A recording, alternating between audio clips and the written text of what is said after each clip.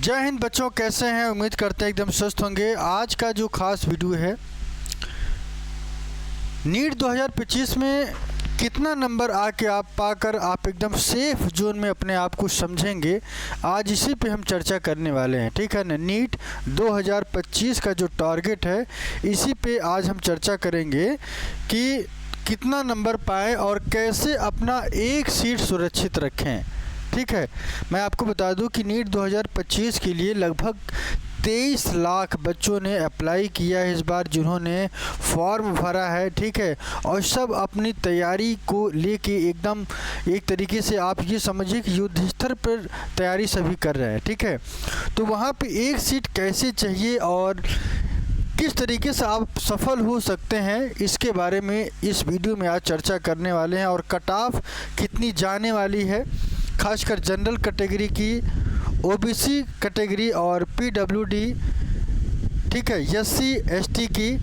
ठीक है, तो इन सभी मुद्दों पे आज हम चर्चा करने वाले हैं कि कौन सा स्कोर प्राप्त करें, कितना नंबर आपको किस कैटेगरी में चाहिए, इसी पे आज चर्चा करने वाले हैं। ठीक है, तो सबसे पहले मैं आपको बता दूं कि टोटल जो मार्क हैं, जो टोटल मार्क आपका होता है 720 नंबर का, एक क्वेश्चंस आपके 4 नंबर के होंगे। ठीक है, यहाँ पे निगेटिव मार्किंग भी है, तो ये भी ध्यान आपको रखना है। General category, OBC, PWD, SC ST, इसी 5 कैटेगरी में आपको लड़ना है। ठीक है ना? और इसी 5 कैटेगरी में आपको एक सीट चाहिए। और कैसे मिलेगा, उसके लिए आपको क्या करना है कि यदि आपका जनरल कैटेगरी के हैं, जनरल कैटेगरी के जो नंबर होता है, जो जनरल कैटेगरी के जो बच्चे हैं, उनका स्कोर आप देखेंगे कि इनको एक सीट चाहिए, तो इनको थोड़ा सा मेहनत ज़्यादा करना पड़ेगा। ठीक है, इनको मान के चलिए कि आपको 650 नंबर, इनको जो नंबर चाहिएगा वो 650 नंबर के प्लस होगा, तभी इनको एमबीबीएस की एक सीट इनको मिलेगी। कितनी सीट मिलेगी? सिर्फ एक सीट इनको मिलेगी जब ये जनरल कैटेगरी के होंगे। और जनरल कैटेगरी में 650 नंबर इनको प्राप्त करना ही होगा हर हाल में। ठीक है, चाहे जितना मेरिट नीचे जाए या ऊपर जाए। ठीक है, लेकिन आपको ये ध्यान रखना है कि अगर आप इतना नंबर पा रहे हैं तो सेफ जोन में हैं। यदि आप इस समय 600 नंबर पा रहे हैं तो थोड़ा सा और एफर्ट, अपना प्रयास ज़्यादा करिए। ठीक है, उसको कैसे लाना है वो भी बताएंगे।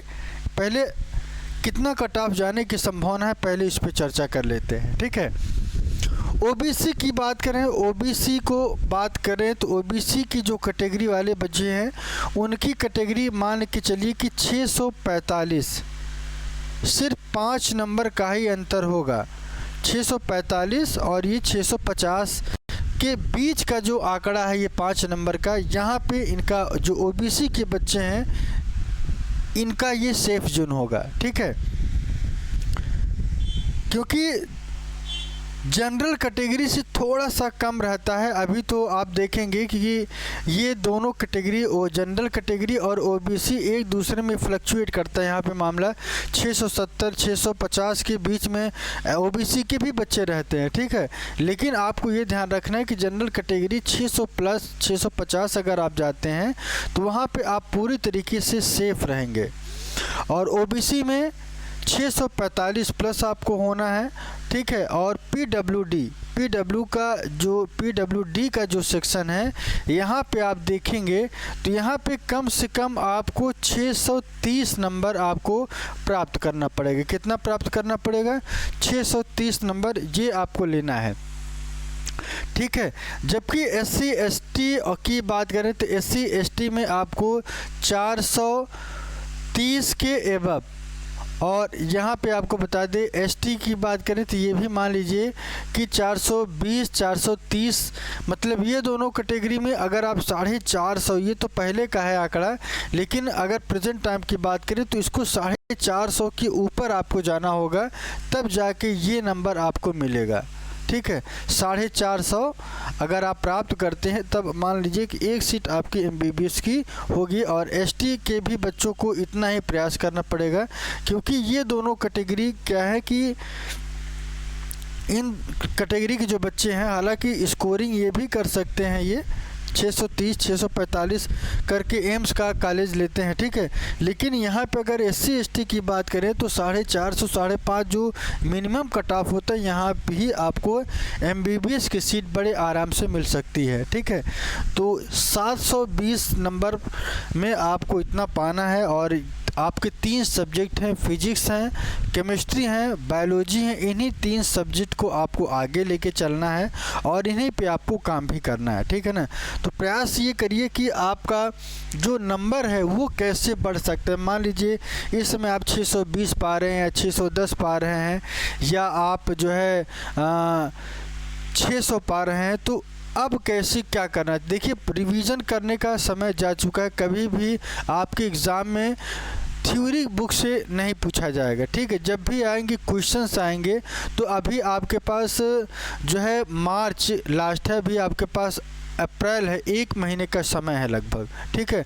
उस एक महीने के समय में सिर्फ और सिर्फ आपको क्या करना है कि टेस्ट जो आप दे रहे हैं उसमें देखिए कि कौन सी ऐसी कमी है। ऐसा नहीं करना है कि पेपर आपने किया और पेपर करने के बाद आप उस पेपर की एनालिसिस अगर नहीं कर रहे हैं तो मान के चलिए कि एक सीट जो आपको मिलनी है वो एक सीट आपको नहीं मिलेगी, ठीक है। इसलिए नहीं मिलेगी क्योंकि एनालिसिस करेंगे तो वहाँ पे आपको अपनी कमियाँ समझ में आएंगी कि आखिर इसमें हमारा नंबर क्यों कम आ रहा है। अगर आप 600 के अंदर जा रहे हैं, 550 600 के आज बीच में हैं, तो आपको ये ध्यान रखना है कि एनालिसिस ज़रूरी है।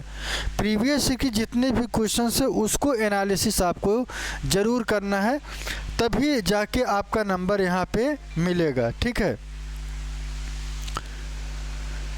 एनालिसिस टेस्ट का एनालिसिस करना है, क्योंकि कितने क्वेश्चन आपके गलत हो रहे हैं और क्यों गलत हो रहे हैं उसके आगे और पीछे देखिए कि आखिर ये क्वेश्चन क्यों गलत हुआ, ठीक है। उसकी कमी को, चाहे आप फिजिक्स पढ़ रहे हैं या केमिस्ट्री आप पढ़ रहे हैं या बायोलॉजी पढ़ रहे हैं, तीनों के तीनों सेक्शंस को आपको बखूबी मजबूती से आपको अपना रखना है, ठीक है, ताकि इम्प्रूवमेंट जो है आपके सब्जेक्ट में वो बराबर हो।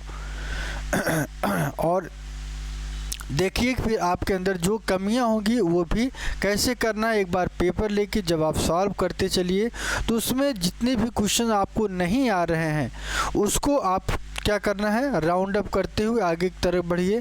किसी भी क्वेश्चंस को आप शुरुआती दौर में समय बहुत ज़्यादा नहीं देना, पहले एक बार स्पीड मेंटेन करके कंप्लीट कर लिए। जो नहीं आ रहा है उसको गोला करके आगे बढ़ जाइए, ठीक है।